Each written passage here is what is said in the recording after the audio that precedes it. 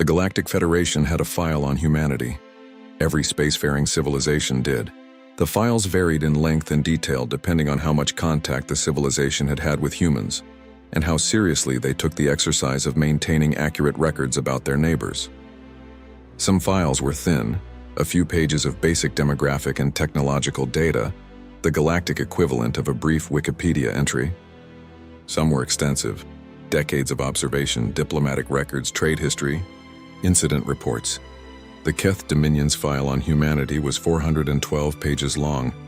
Intelligence Director Savar had read it 3 times. She had read it the first time when she was assigned to the Earth portfolio 11 years ago, as a matter of professional diligence. She had read it the second time 2 years later, when something in a routine observation report had made her want to check it against the baseline. She had read it a third time 6 months ago, when the pattern she had been noticing for 9 years had finally solidified into something she could articulate. The file described a civilization that was, by every measurable standard, mid-tier. Not weak. Humans were not weak, the file was clear about that. And the 3 civilizations that had made the mistake of assuming otherwise had provided instructive case studies. But not strong, not by the standards of the Keth Dominion, which had been a major galactic power for 800 years, and measured strength in ways that humanity did not currently approach. Humans had modest territorial range, adequate military capability, developing technology that was advanced in certain specific areas and notably behind in others, a diplomatic presence that was active and occasionally effective and generally considered harmless by the major powers. Harmless, that was the word that appeared most frequently in other civilizations' files on humanity when Savar had cross-referenced them. Harmless, not a threat, not a concern. Interesting in certain respects. Humans were considered interesting by most civilizations that had interacted with them in the way that novel phenomena were interesting, but not significant. Not the kind of thing that required serious strategic attention. Savar had been thinking about that word for 9 years. Harmless. She had come to believe, with the careful certainty of someone who had spent 9 years examining evidence before forming a conclusion, that it was the most dangerous word in the galaxy, not because it was wrong exactly, but because of why it was true. The observation that had sent her back to the file 2 years into her assignment was small. It was in a routine trade report, the kind of document that intelligence analysts processed by the thousands, looking for anomalies in economic data that might indicate strategic shifts. Most routine trade reports contained nothing of interest. This one contained a footnote. The footnote noted that a human trading vessel had been inspected at a Keth border station and had been found to be carrying, among its declared cargo, 17 separate items that were not on the declared manifest. The items were not weapons. They were not contraband in any legal sense. They were components, machine parts, chemical compounds, biological samples, technical equipment that individually were unremarkable and collectively were, the border inspector had noted in a brief addendum, consistent with the components needed to construct a specific type of atmospheric processing system. The inspector had flagged it as a minor discrepancy and cleared the ship. Savar had pulled the full inspection record and spent a day with it. The atmospheric processing system that the components could build was not one the humans were known to have. It was not one they had any documented need for. It was technology that was useful, specifically in environments with a particular atmospheric composition, environments that did not exist anywhere in human territory, environments that existed in significant numbers in Keth territory. She had filed the observation as a low-priority anomaly and moved on, because there was no obvious conclusion to draw and intelligence analysis required conclusions. Not observations, but she had kept the file open. Over the next 9 years, she had kept 17 files open. 17 anomalies. Each one individually explainable. Each one individually dismissible. Each one, when placed next to the others, contributing to a pattern that she had spent 9 years trying to find an innocent explanation for, and had not found one. Humans, she had concluded, were not what the galaxy believed them to be. Not in the sense that they were hiding a secret fleet or concealing advanced weapons or operating a covert expansion program. The evidence did not support anything so dramatic. What the evidence supported was something quieter and, she had come to believe, considerably more significant. Humans were preparing, not for a specific threat, not for a specific conflict, for the general condition of being a species in a galaxy that was, historically, not always safe. They were preparing the way someone prepared who had been in enough difficult situations to understand that preparation needed to happen before you knew what you were preparing for. Comprehensively, quietly, across every domain simultaneously, in ways that did not look like preparation, because they were distributed too widely to be recognized as a single pattern. She had identified preparation activities in trade networks, research programs, diplomatic relationships, colonial infrastructure, educational systems, and at least 3 separate cases of technology acquisition that had been disguised as something else entirely. None of it was illegal. None of it was aggressive. None of it individually was even unusual. Together, it described a species that had decided, at some point and apparently collectively, that the galaxy was a place where you needed to be ready for anything and had been quietly getting ready for a very long time. She had taken her analysis to her superior 6 months ago. He had listened carefully and told her kindly that the pattern she was describing was consistent with a civilization experiencing standard developmental anxiety, and that this was common among species at humanity's stage and did not require strategic concern. She had accepted this assessment professionally. She had not stopped thinking about it. The attack on the Keth border station happened on a Thursday. Was conducted by a civilization called the Vorkai, a species that the Galactic Federation had been managing as a low-grade, ongoing problem for approximately 40 years. The Vorkai were not subtle. They were not sophisticated. They were aggressive and expansionist and had a military capability that was, by Keth standards, significant enough to require attention without being significant enough to require genuine alarm. They raided. They took what they could reach. They retreated when pushed back. It was an unpleasant pattern that the Federation had been containing through a combination of military deterrence and negotiated boundaries that the Vorkai periodically violated and periodically agreed to respect again. The attack on the border station was a violation, a significant one. More forces than the Vorkai typically committed, deeper into Keth territory than they had gone before, suggesting either a new level of confidence or a new level of desperation or both.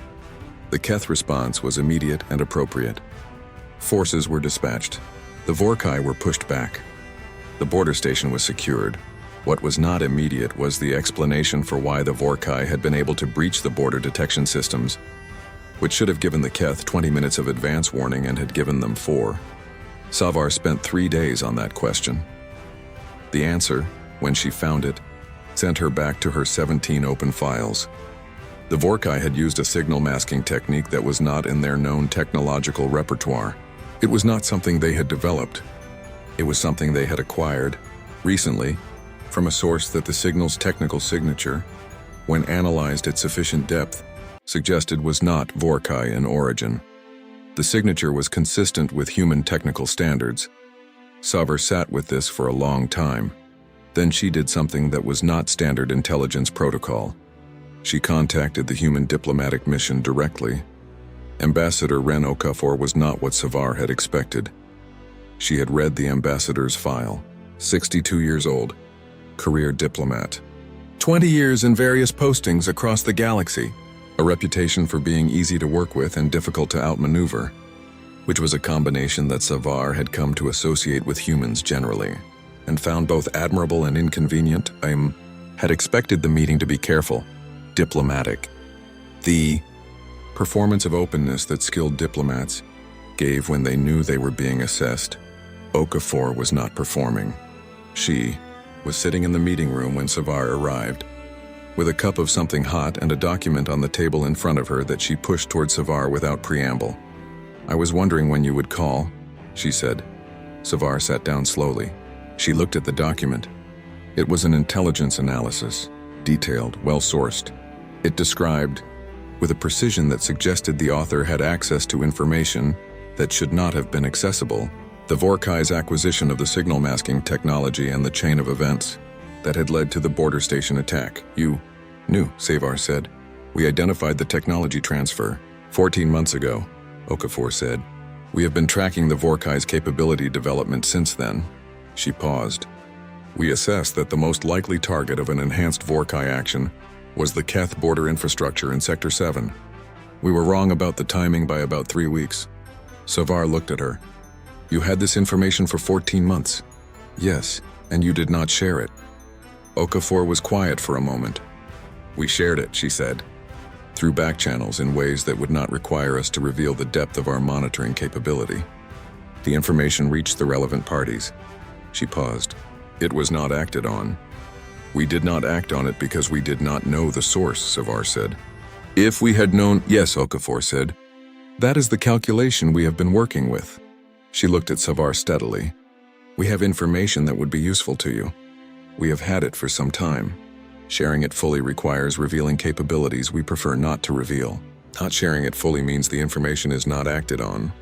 She paused. We have been trying to find the right balance for a while. And now? Savar said. Now a border station was attacked and people died, Okafor said simply. The balance shifted. She pushed the document further across the table. That is everything we have on the Vorkai. Their current capability, their acquisition sources, their planned next actions as we currently assess them, and the 3 other civilizations we believe they have acquired technology from.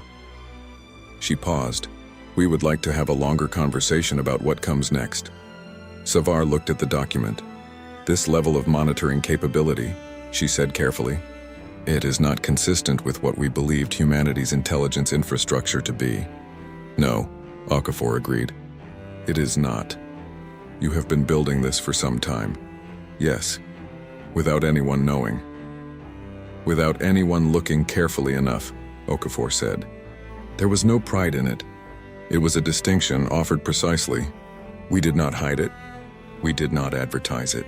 We built it because we believed it was necessary, and we operated it because it produced useful information, and we did not share the full extent of it because we did not believe the galaxy was ready to have that conversation. She looked at Savar. We think it is ready now. What changed? Savar asked. The border station, Okafor said, and the 14 months before it. She paused. We have been watching the Vorkai problem develop for 3 years. We have watched the Federation manage it the way the Federation manages things. Carefully, conservatively, with appropriate attention to not creating escalation. She paused again. The Vorkai are not going to respond to careful and conservative. We have the data. We have been watching them specifically for 3 years, and we have the data, and the data is clear. She looked at Savar. We would like to help solve this problem. Actually solve it, not manage it. In exchange for what? Savar asked. For the conversation to be real, Okafor said. For the Federation to engage with what we actually are rather than what the file says we are. She looked at Savar steadily. We know what your file says. We know what every major civilization's file says, harmless, mid-tier. Interesting in certain respects. She paused. We have been comfortable with that characterization for a long time. It has been useful. Another pause. We think it has stopped being useful. For everyone. Savar took the document to her superior. He read it for 2 hours. Then he called in 3 additional senior analysts. They read it for 4 hours. Then there was a meeting that lasted most of the night. At the end of the meeting, someone asked the question that everyone had been thinking. How long have they been able to do this? Nobody had an answer. That was the answer. Savar was tasked with finding out. She spent 3 months reviewing everything. Every human action, every diplomatic contact, every trade relationship, every research program, every colonial infrastructure decision across the entire period of humanity's spaceflight history. She approached it the way she had approached her 17 files, looking for the pattern, not the individual anomalies. She found the pattern. It went back further than anyone had expected. Further than the spaceflight era. Back to Earth itself, to the period before first contact. When humanity had been alone in its system and had built, quietly, comprehensively, in ways that had seemed like standard civilizational development at the time.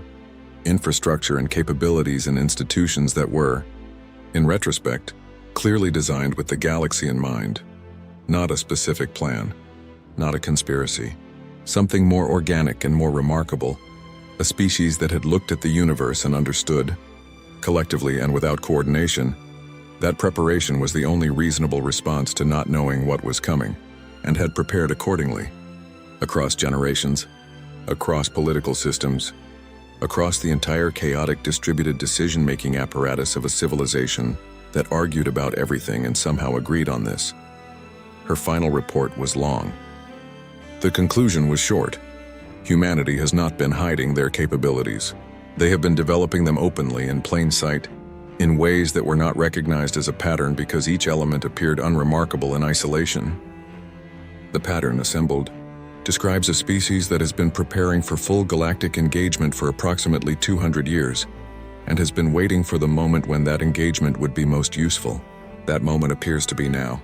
I recommend we treat this development not as a strategic surprise requiring defensive response, but as an opportunity that we have been given by a species that has decided, for their own reasons, that the time has come to stop being harmless. I further recommend that we consider carefully what it means that they chose this moment, and what it means that they chose to begin with information sharing rather than demonstration of capability, and what it means that in 200 years of quiet preparation, they have not once moved aggressively against any civilization. They have been ready. They have been patient. They chose to wait until they could be useful. That choice tells us something important about who they are. I believe we should listen to it.